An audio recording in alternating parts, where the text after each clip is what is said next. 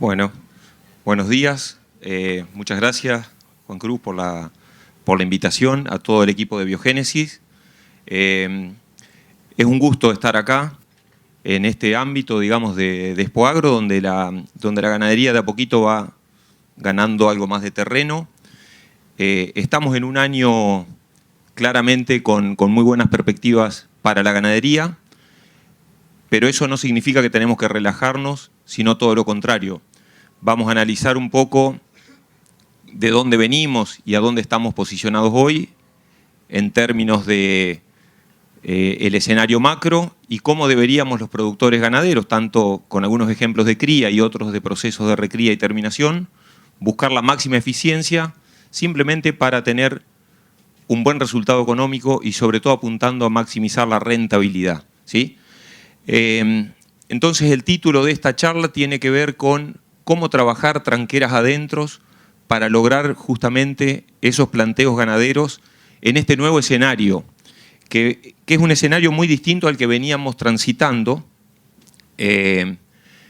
porque básicamente si hacemos una pequeña historia, muy cortita, no me voy a remitir muchos años atrás, pero para ver hasta dónde veníamos en términos de precios de la hacienda hasta la zafra 2024. Zafra 2024 fue el destete del año pasado, o sea, marzo de 2024. Ahora estamos en la zafra 2025.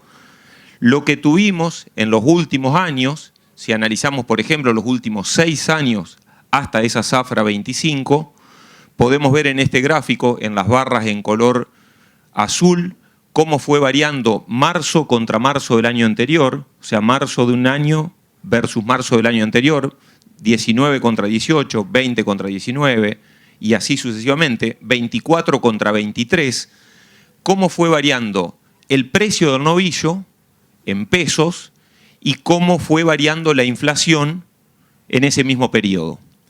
Y podemos observar que hubo algunos años donde el novillo aumentó más que la inflación y hubo algunos poquitos años donde el novillo aumentó algo menos que la inflación, fundamentalmente en el 22-23. Pero el resto de los años el novillo es como que iba copiando a la inflación, ¿sí? ¿Qué pasa con el tipo de cambio? Con el tipo de cambio, entendiendo por tipo de cambio oficial, no el dólar libre, porque acá había, ahora lo vamos a evaluar también, había una brecha cambiaria muy grande, pero con el tipo de cambio oficial ocurría algo parecido.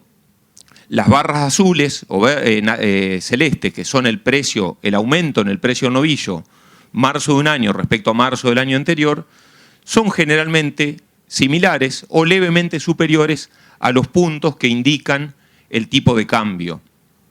Cuando esto lo sintetizamos, esos últimos 6 años, los ponemos y los dividimos por 6, sumamos cuánto subió el novillo, sumamos cuánto subió la inflación y cuánto subió el tipo de cambio, podemos ver que el novillo en los últimos 6 años tuvo una corrección promedio del 107% en términos de pesos, mientras que la inflación fue del 93% para esa serie de 6 años y el dólar oficial subió 103%.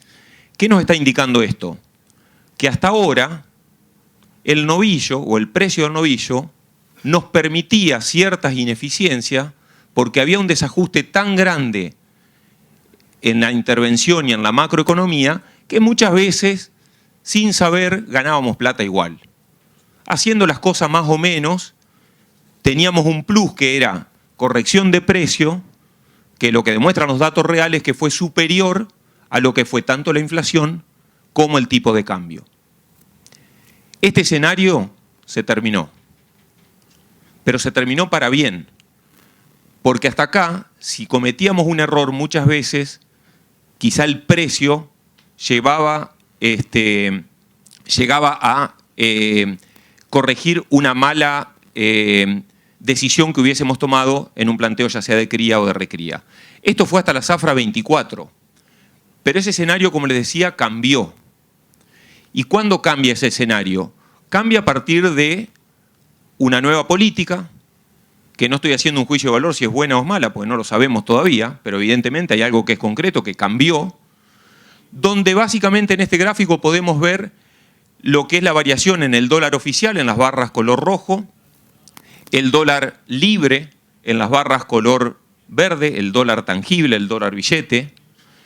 Y lo que podemos ver en la línea negra es básicamente la brecha cambiaria.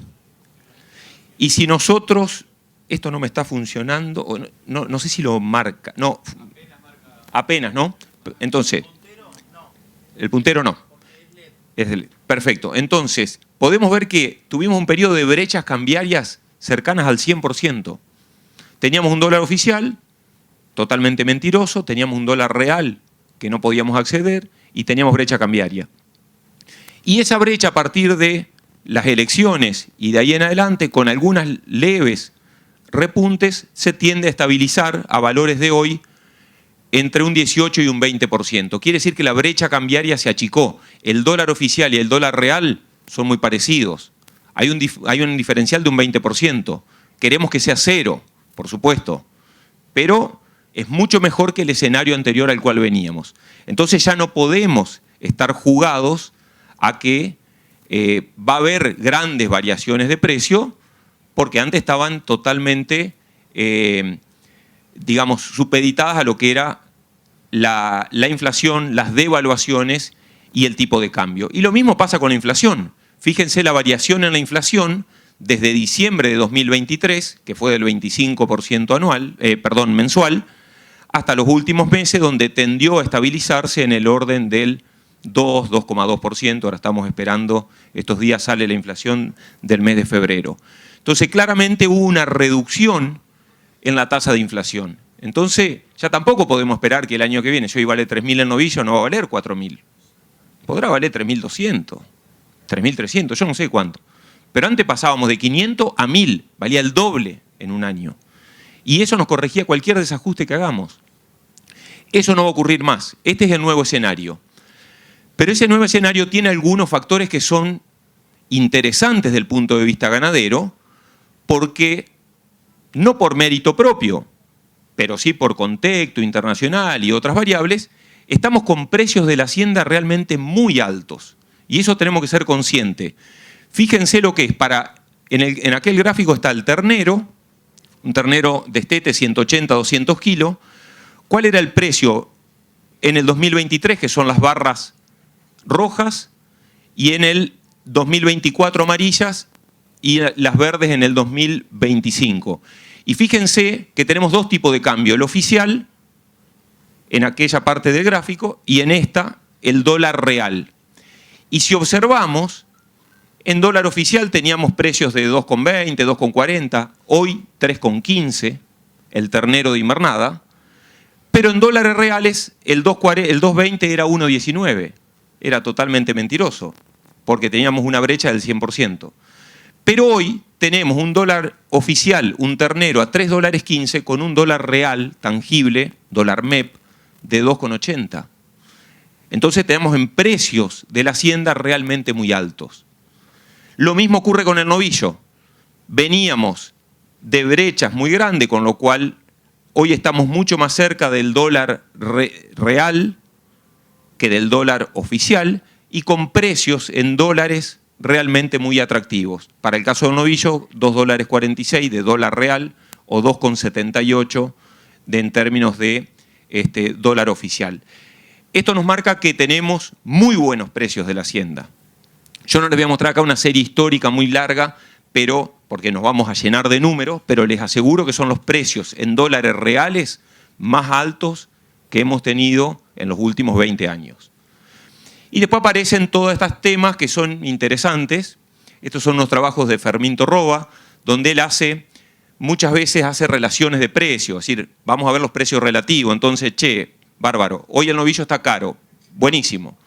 ¿Y qué podemos hacer con ese novillo caro? Y bueno, si lo comparamos, el valor actual, que es lo que nos dice es cuántos kilos de ternero necesitamos para comprar X cosa. No sé, para comprar grano de maíz, 1 tonelada, para comprar urea, para comprar diamónico, para pagar un peón, para comprar una camioneta, para comprar tierra. ¿Sí? Hay un montón de variables. ¿Por qué vamos a esto? Porque lo que nos indica es que el valor actual, es decir, los kilos de ternero necesarios para comprar cualquier insumo, respecto al promedio de los últimos años, 10 años, que es esta columna, es muy bueno. Lo que está en verde es muy bueno. Es decir, hoy con 1 kilo de ternero compramos mucho más urea, mucho más maíz, mucho más camionetas y mucha más tierra, más campo, que lo que comprábamos en los últimos 10 años. Eso es un término de intercambio. ¿Qué nos dice esto? Que la hacienda vale. Y que es un buen momento para intensificar los sistemas. Pero después voy a hablar de la intensificación. Porque intensificar no es comprar urea, salir a tirar y generar pasto. Es eso más otras cosas más, que es manejarlo. Porque si no, lo que hacemos, entramos en aumentos de costos indefinidos sin tener un manejo o un control del sistema de producción. Entonces, para el ternero, tenemos hoy una posición para la cría realmente muy buena. Tenemos un poder de compra de insumos ganaderos muy alta. Podemos comprar camioneta, podemos comprar tierra, es muy bueno aquellas empresas que quieran aprovechar para salir de Hacienda y comprar, posicionarse en tierra, es un muy buen momento, el mejor de los últimos 20 años. Y lo que queda un poquito caro es la construcción al pozo, que es el tema que hoy quedó totalmente desfasado. Es más barato comprar un departamento que hacer uno al pozo. Pero bueno, son cuestiones que tanto no nos interesan en esta charla. ¿Qué pasa con el novillo? Esto era para ternero, para el criador. Para los invernadores, terminadores, pasa algo parecido. Es decir, la misma relación, el valor actual, cuántos kilos de novillo necesitamos para comprar 1 tonelada de maíz, 1 tonelada de urea, de amónico, lo que sea. Y lo que está en verde podemos ver que significa barato, quiere decir que tenemos un buen poder de compra vendiendo 1 kilo de novillo, fundamentalmente de aquellos insumos ganaderos que son determinantes para la producción. Maíz, urea, diamónico, fertilización, alambre, gasoil, ¿sí? Una camioneta que la necesitamos para trabajar. Para ese tipo de cosas quedó realmente muy bien posicionada la hacienda en términos relativos. Y eso, si somos eficientes trabajando, lo deberíamos aprovechar. Por lo tanto, el escenario del año 2025 se proyecta con una reducción en la brecha cambiaria, con una baja en la tasa de interés, ha caído significativamente, con una desaceleración de la inflación, que está en niveles del 2 o 2,2% mensual, que sigue siendo alta, pero que es mucho mejor a lo que veníamos, con altos precios de la hacienda en términos de dólares reales respecto a años anteriores. Es decir, hoy la hacienda vale mucho en términos de dólares reales y vale mucho más que en la región, vale mucho más que en Brasil, que en Uruguay, que en Paraguay. Siempre mirábamos Uruguay como nuestro modelo a seguir. Hoy estamos con precio de la hacienda más alto en dólares reales y con costos de producción más bajos. Tenemos que aprovecharlo. Y por último, tenemos una relación muy favorable de precios de la hacienda, ya sea en el caso de terneros o de novillos gordos, respecto a la mayoría de los insumos ganaderos. Perfecto esto. Si ponemos un corchete acá en la charla, decimos, muchachos, hay que salir a comprar urea, hay que salir a comprar diamónico, hay que tirarle a las pasturas, a los verdeos de invierno, hay que producir pasto, y eso es verdad. En tanto y en cuanto tengamos un control del sistema de producción.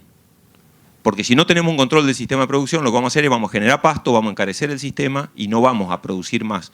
O vamos a producir un poquito más porque no lo aprovechamos bien y vamos a aumentar nuestros costos directos. Entonces, es una relación muy favorable para aquellas empresas que hagan bien las cosas. Y de eso vamos a tratar de hablar ahora. Entonces, con este escenario económico, que es lo que tenemos, la pregunta es cómo podemos trabajar tranqueras adentro para lograr planteos que sean rentables. Y vamos a hacer mucho hincapié en un término que a mí me gusta mucho, pero que lo vamos a discutir, que es la intensificación. Porque es un momento espectacular para intensificar, por todo lo que vimos antes. Ahora, ¿qué es la intensificación? Porque la intensificación, si uno tira cosas, y es un montón de cosas. Sí, es más producción, es más capital, es más trabajo, más eficiencia, más riesgo, carga animal, gestión, es un montón de cosas. Montón, la podemos definir, hay 50 definiciones de intensificación. Hay una que a mí es la que más me gusta. No, es una definición que dio Ignacio Gali. Para todos los que somos un poquito mayores, Ignacio Gali fue un investigador de INTA, Concepción del Uruguay, ya falleció. Un tipo que dedicó su vida a la ganadería. Y él, después de haber leído cientos de libros y tratados, llegó a la conclusión que la intensificación era más capital y más trabajo por unidad de superficie. Y no hay mejor definición que intensificación. Más capital hay que invertir y más trabajo por unidad de superficie. Y en la palabra trabajo donde está el problema. Porque muchas veces pensamos que la intensificación es fertilizar, comprar maíz, darle de comer a los bichos. Y nos olvidamos del trabajo. Entonces le metemos un silo chinito, autoconsumo, y que se arreglen los novillos y nos vamos. Venimos un lunes y se lo llenamos. Y eso no es intensificación. Porque le falta la palabra trabajo. Entonces es muy importante entender que la intensificación es más capital, pero también más trabajo, y el trabajo es físico y es mental, es planificación, por unidad de superficie. Cualquier proceso de intensificación bien hecho nos lleva a una mayor producción, inevitablemente.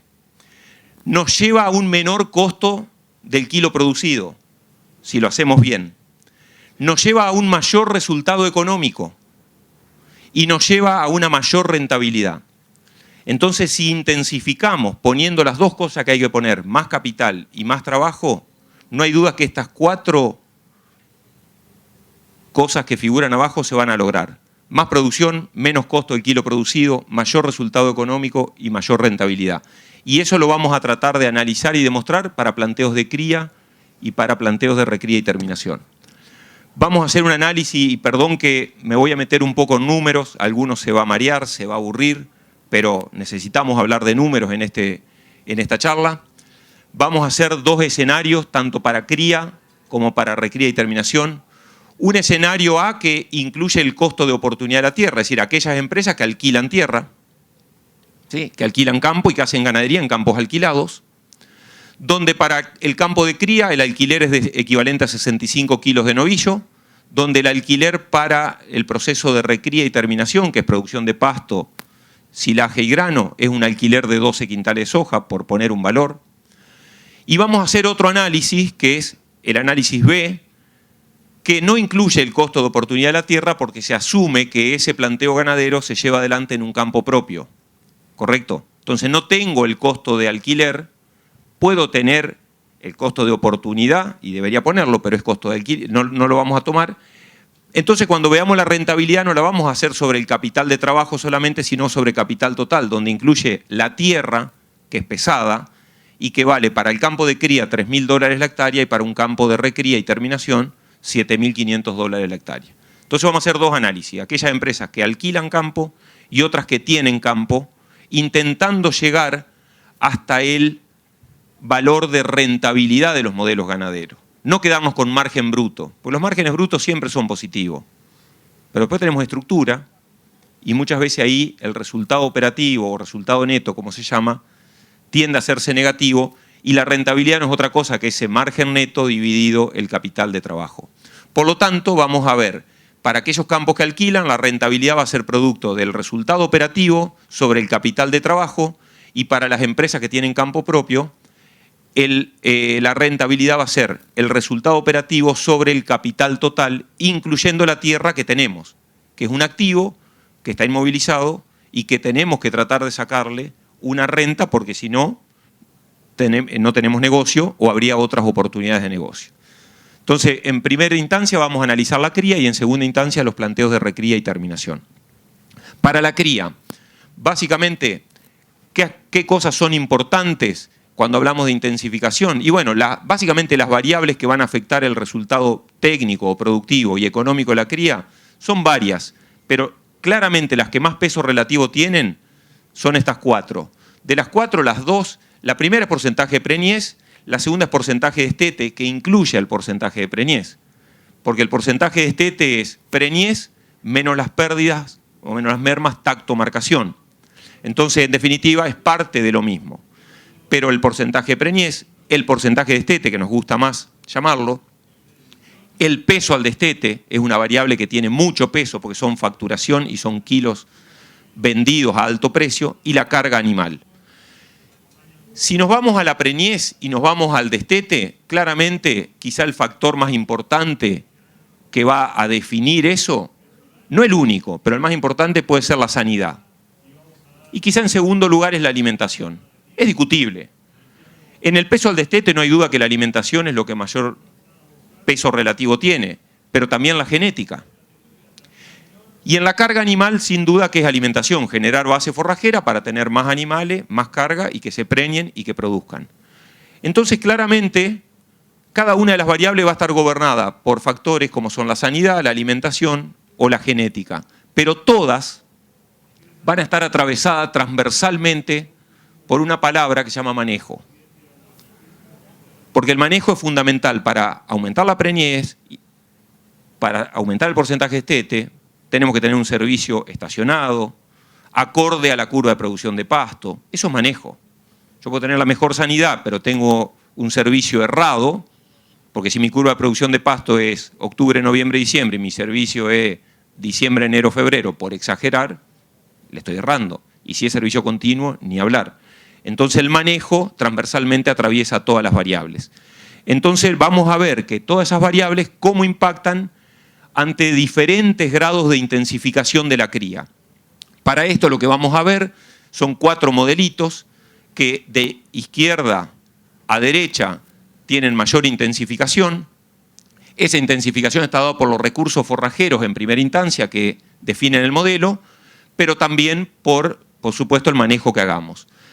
En el primer caso vamos a ver un modelo que es 100% campo natural, después un modelo que tiene campo natural más un 8% de sorgos o maíces diferidos, un campo que tiene eso mismo, natural, más diferido, e incorpora un 20% de pasturas, básicamente de la cuenca al salado, campos ganaderos de la cuenca, pasturas de festuca tréboles o festuca lotus, y por última instancia un campo que tiene el 50% natural, el resto mejorado, tiene lo mismo que lo anterior, pero agrega un 22% de la superficie de promociones de raigras.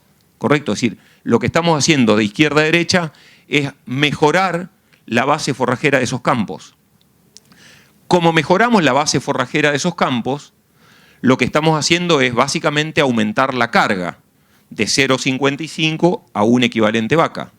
¿Por qué? Porque generamos más comida. Como generamos más comida, pasamos de un servicio de 27 meses a un servicio de 15, porque le estamos pudiendo dar de comer a esa vaca, tanto la de primer servicio como la de segunda. Las vacas vacías, que en aquel extremo son manufactura, en este extremo son gordas. ¿Por qué? Porque hay comida para engordarlas y porque los índices de destete van aumentando. Pasamos de 70% en un campo con poco manejo a un 82% en un campo mejor manejado. Aumenta el peso de destete de 165 a 195 kilos y aumenta el peso de las vacas de descarte porque, como decíamos, en un extremo vendemos vacas vacías y flacas y en el otro extremo vendemos vacas gordas. Evidentemente, esta intensificación se hace a base de recursos forrajeros, de comida, de alimentación. Y después tenemos que generar el manejo adecuado para poder llevarlo adelante. ¿Qué pasa con esos modelos en términos de producción física y de resultado económico? Bueno, en términos de producción de carne, en la medida que vamos intensificando la cría, aumenta la producción de carne. Pasamos de 67 kilos de carne por hectárea año a 166, para estos modelos evaluados. ¿Sí? Podríamos evaluar modelos de mayor grado de intensificación, pero con esto es bien, estamos bien porque estamos comparando un mismo campo con diferente intervención y manejo. Entonces, aumenta la producción de carne. Para analizar el resultado económico tomamos los valores a precio de marzo. Ahora, hoy es 13, tomé los precios de la semana pasada.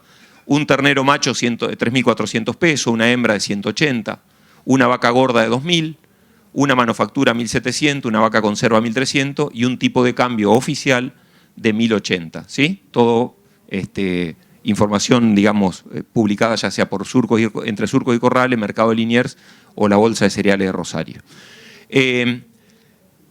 Y ahora nos metemos un poquito en números.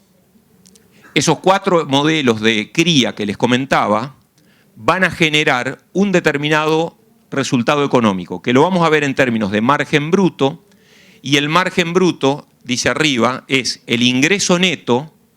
El ingreso neto es la facturación total de esa empresa, menos los gastos comerciales, ¿sí? Y a eso, que se llama ingreso neto, se le restan los costos directos, solamente los costos directos. Verdeo, pastura, rollo, personal directo, ¿sí? Suplementación. No incluye la estructura, no incluye el gerenciamiento, el contador, el asesor técnico, no está eso, es lo directo. Entonces, ese margen bruto nos dice que si nosotros trabajamos con campos alquilados, que es este gráfico, si no intensificamos, no pagamos el alquiler de la tierra. Recién aquellos modelos de 0,8 equivalente vaca con 80% de destete, con estos precios de la hacienda que son altos, tienen $13 de margen bruto. Los modelos anteriores no pagan el alquiler de la tierra. Un signo de interrogación para los planteos de cría. Y si somos muy eficientes y nos venimos hacia la derecha, estamos hablando de $94 por hectárea, pagando, por supuesto, el alquiler de la tierra equivalente a 65 kilos de novillo.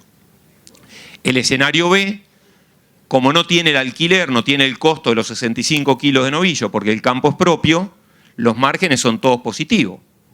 Es una mentira, porque es verdad que el margen es positivo, pero yo tendría la opción de alquilar el campo. Entonces, si yo alquilo el campo, me paso a aquel escenario. Es decir, paso de este gráfico al otro. Entonces, mucha gente dice, no, pero yo con la cría igual no me voy a fundir nunca. Y yo le digo, no, nunca te vas a fundir. Por eso hay planteo, por eso la Argentina tiene 62% de destete. ¿Y por qué no se fundió ese tipo? Y porque no le pone el costo de oportunidad a la tierra. Porque no le interesa. Entonces sí, voy a tener un margen de $102 sin alquiler, que si le pongo alquiler pierdo 54, que es el otro gráfico.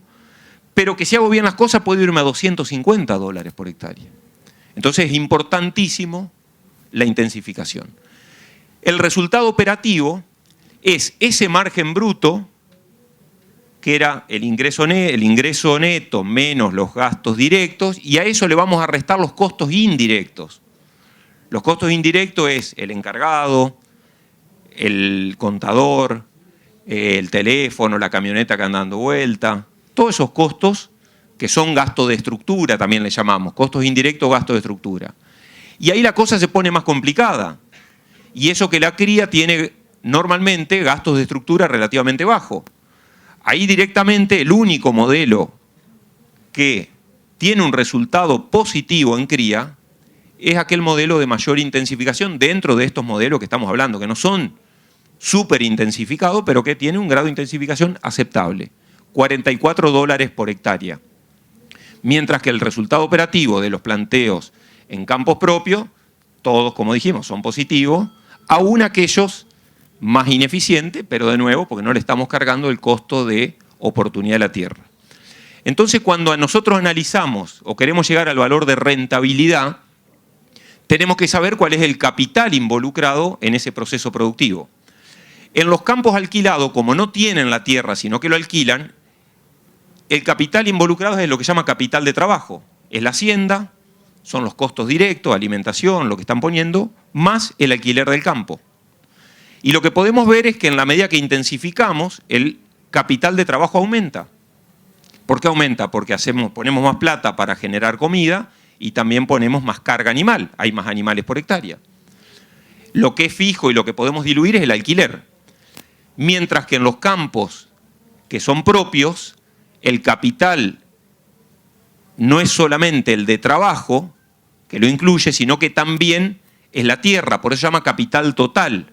Capital total es capital de trabajo, es pasto, rollo, suplemento, la hacienda y la tierra. Y para un campo de cría dijimos que esa tierra valía alrededor de $3.000. Entonces el capital total incrementa también en la medida que aumenta la intensificación de los sistemas.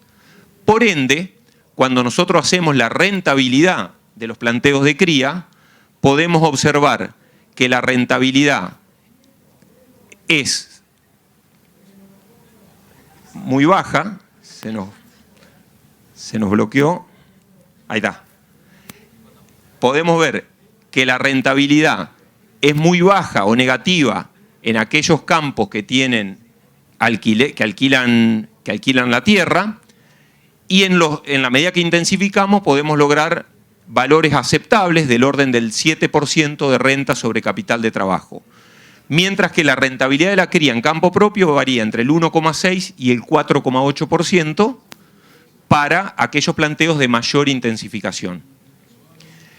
Yo les decía que ningún criador se va a fundir si tiene campo propio. Lo que va a tener es una renta muy baja, 1,6.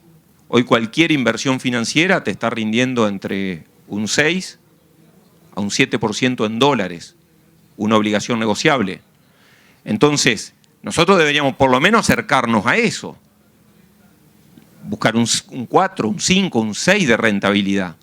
Porque estamos inmovilizando tanto capital en tierra, en hacienda, que para obtener el 1,6%, si bien no nos vamos a fundir, la renta que le vamos a sacar a esa tierra o a ese capital es muy baja.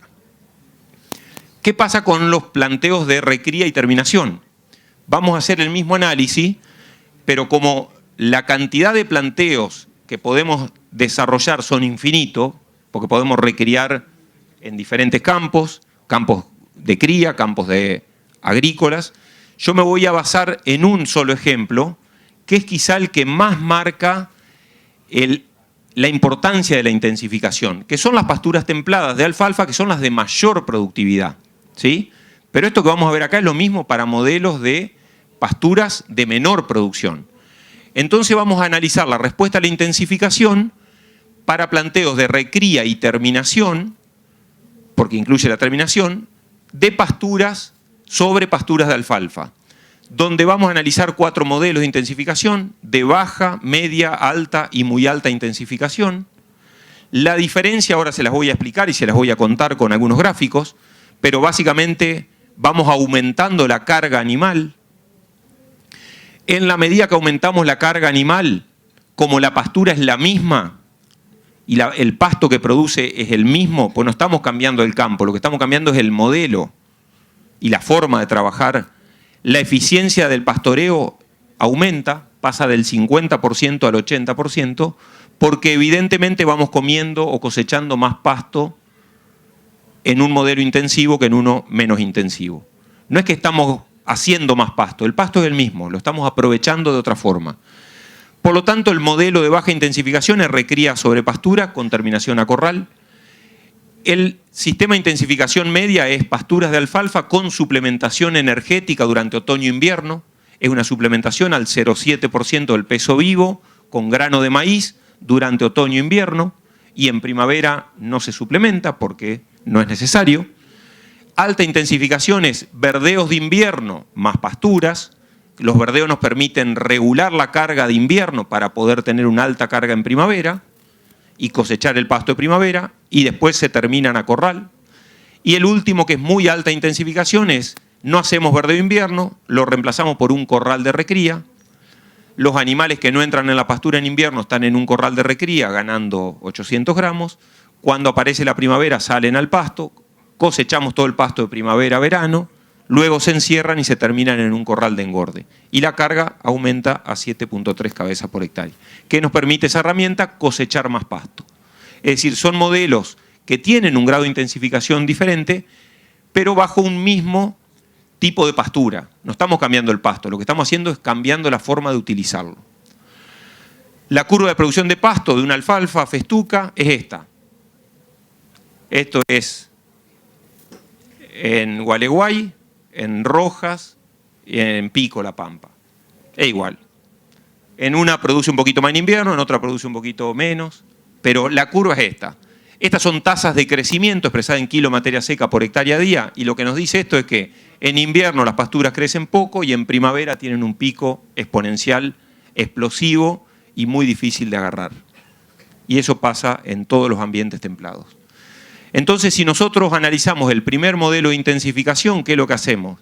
Dijimos, ponemos una carga de 2,5 cabezas por hectárea. Los viejos modelos de la Argentina, hasta el año 2000. ¿Sí? Las invernadas pastoriles de 2,5 cabezas por hectárea. ¿Qué pasa? Pasamos bien el otoño, pasamos bien el invierno. Fíjense que esto nos demanda 20 kilos de materia seca por hectárea día. Comemos crecimiento de pasto, pero llega la primavera y nos tapa el pasto. ¿Qué hacemos? Gastamos plata. Rollo. ¿Para qué? No sé. Es decir, si en algún momento del año la pastura nos permite ganar peso, es en primavera. Y nosotros salimos con una enrolladora, que acá están todos vendiendo, a gastar gasoil, plata, para trasladar esto que son 800, 900 gramos por día de ganancia de peso en un rollo que es para mantenimiento en invierno.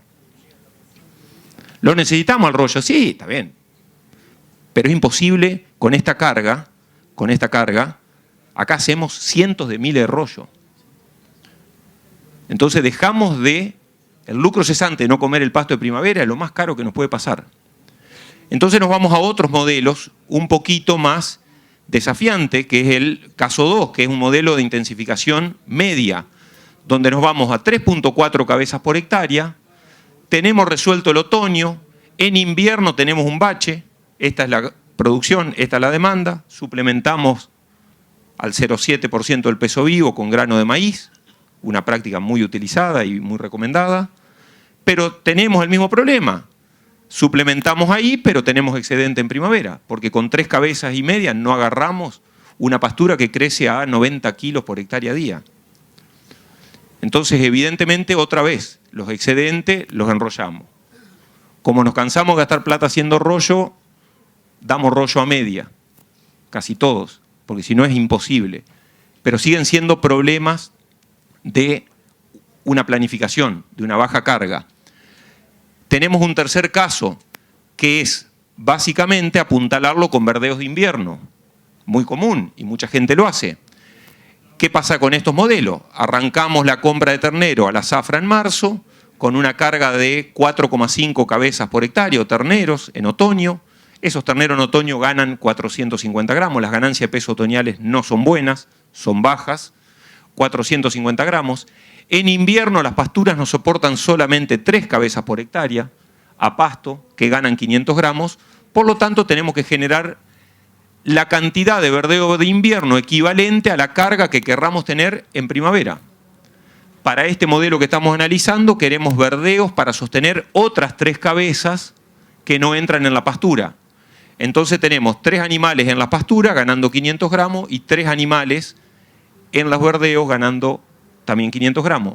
Por lo tanto, cuando explota la primavera, tenemos 6 novillos por hectárea cosechando ese pasto en primavera. ¿Y por qué hago tanto hincapié en la primavera? Porque en primavera ganamos 800 gramos y fui generoso.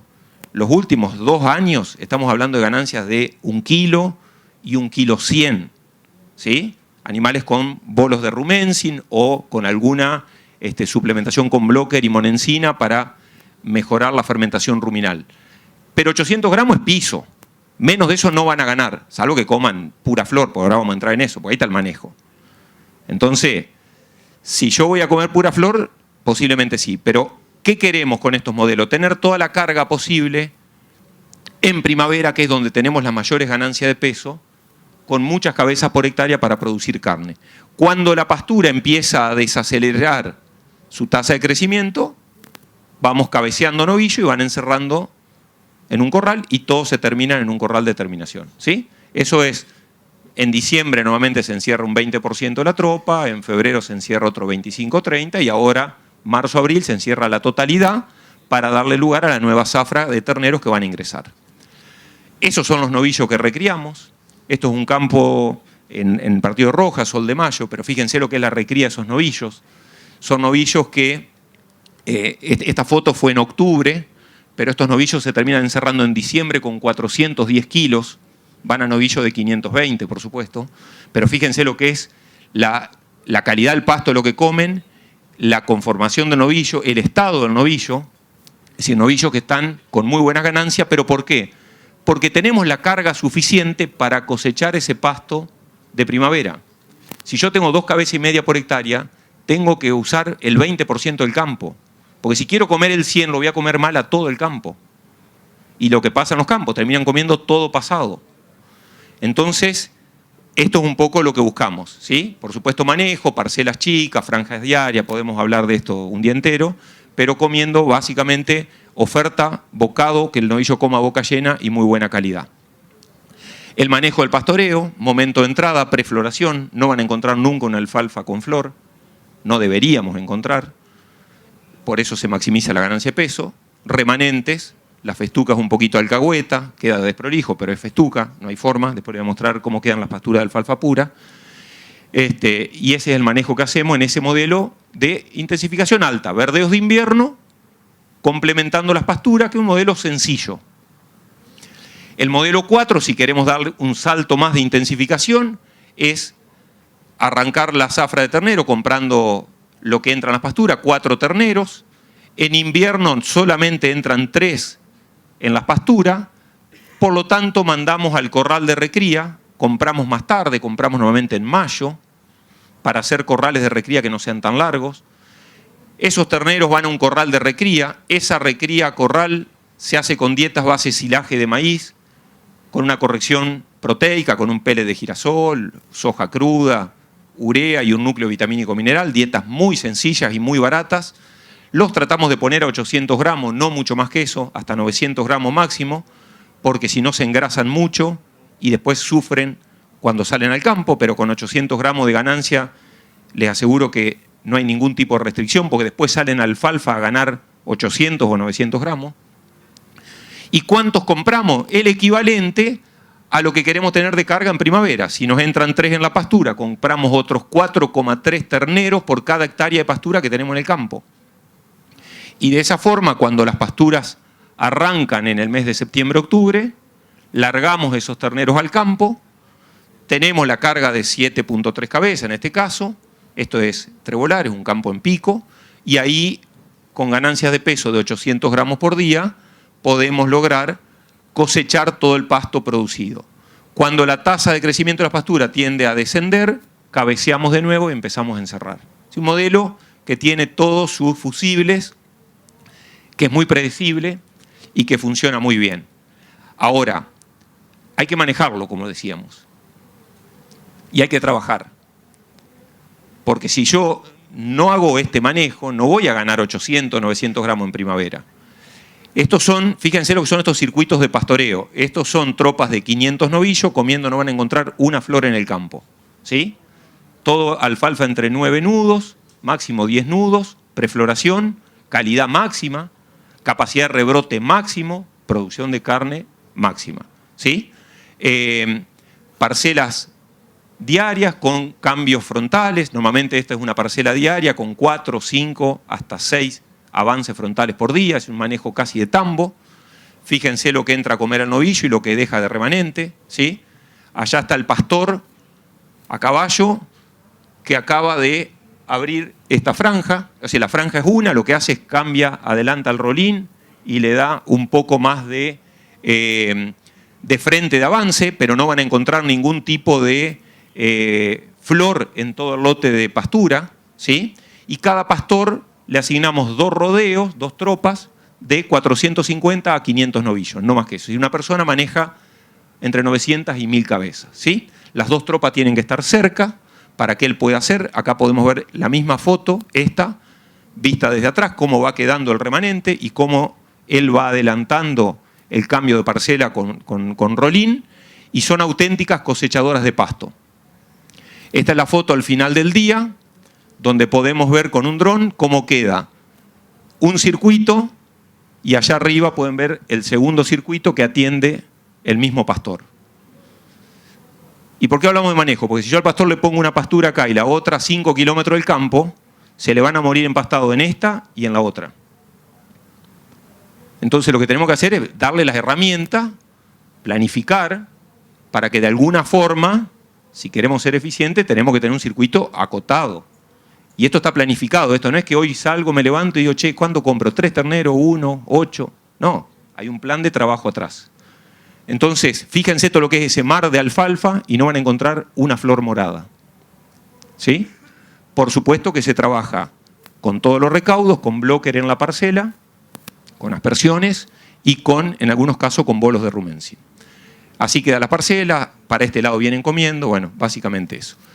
¿Qué ocurre con estos planteos en términos de producción de carne y qué ocurre con estos planteos en términos de rentabilidad, como vimos con la cría? Bueno, básicamente la producción de carne aumenta de 423 a 875 kilos de carne por hectárea año.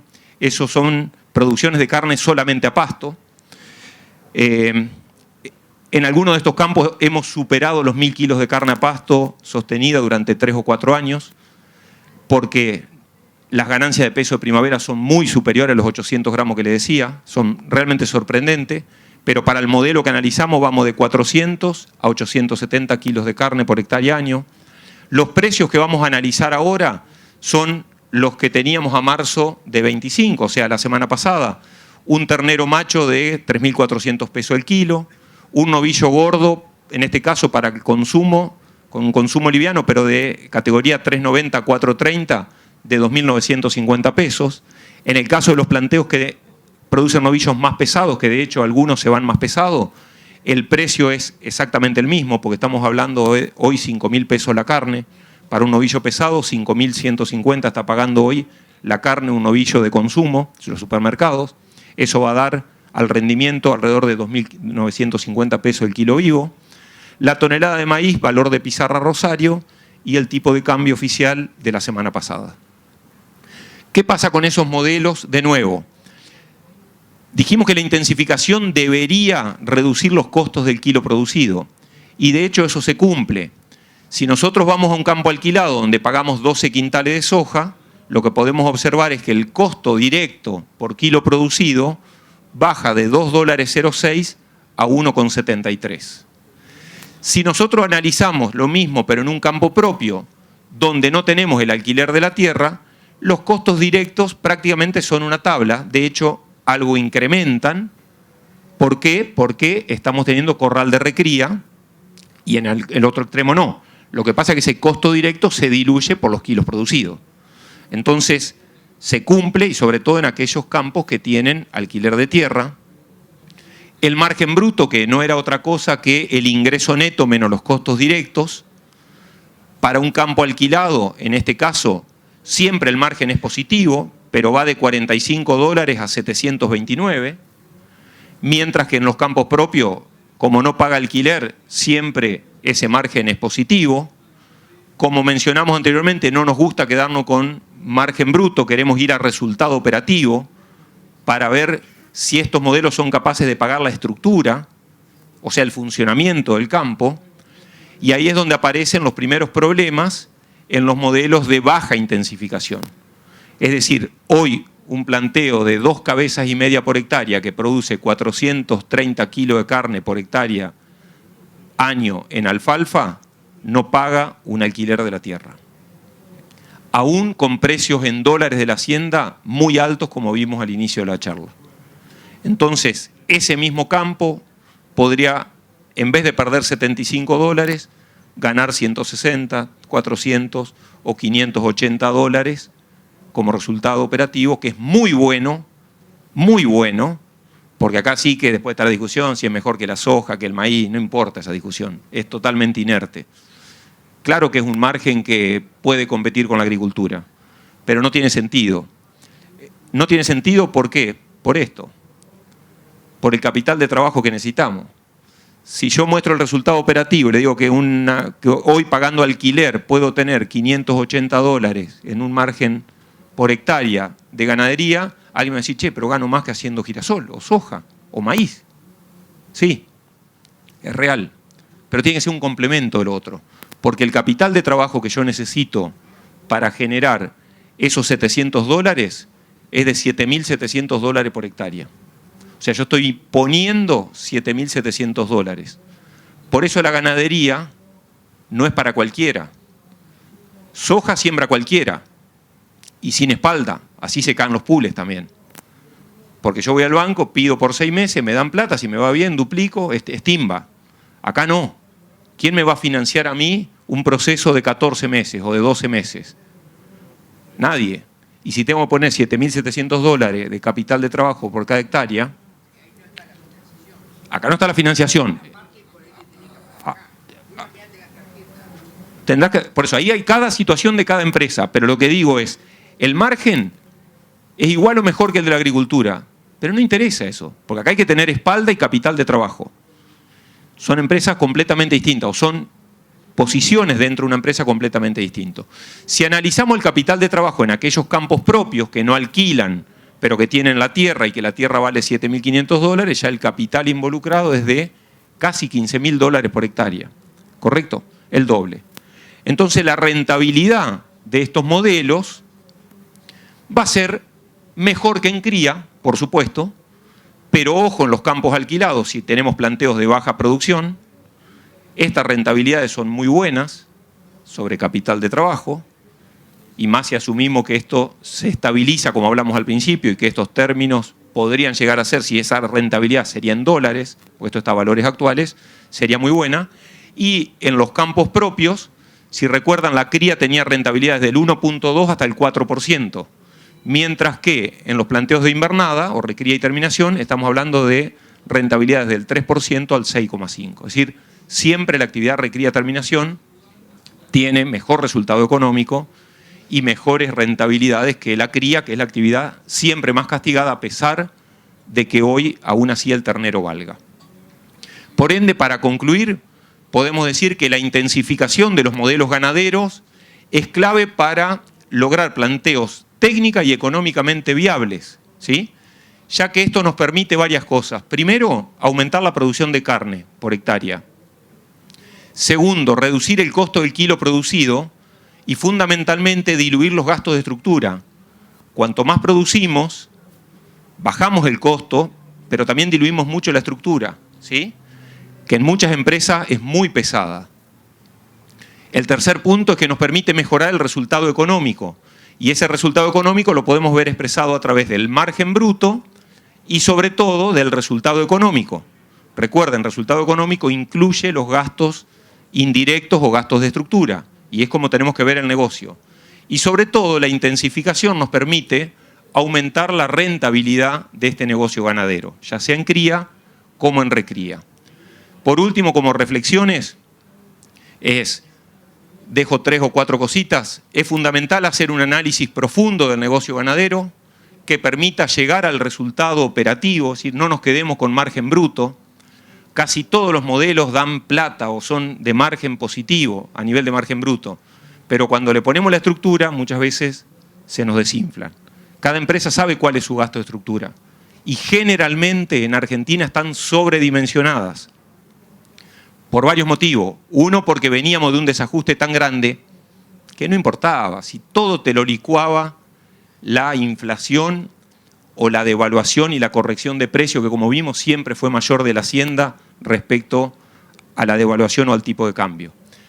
Pero ahora no.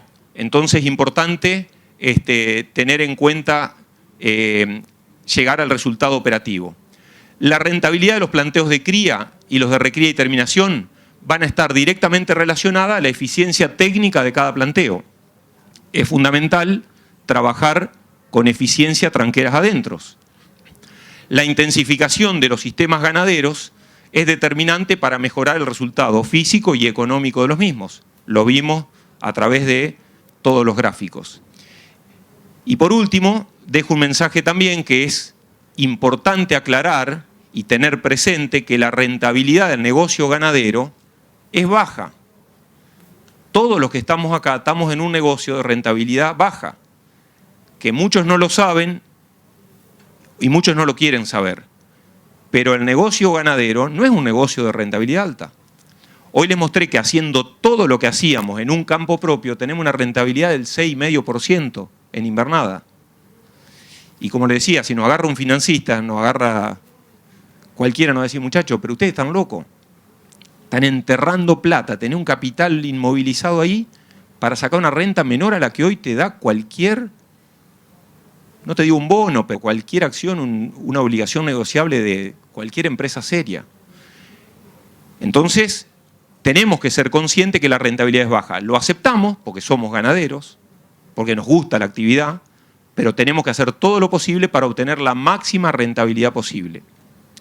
Y no solo que es baja para este negocio, sino que incluso a veces es negativa y sobre todo en aquellos planteos de menor eficiencia o de baja productividad, como vimos, donde ni siquiera pueden obtener una rentabilidad positiva. Así que bueno, espero con esto haber podido abordar la temática que pretendíamos. Les agradezco mucho por el tiempo y quedo a disposición para las preguntas.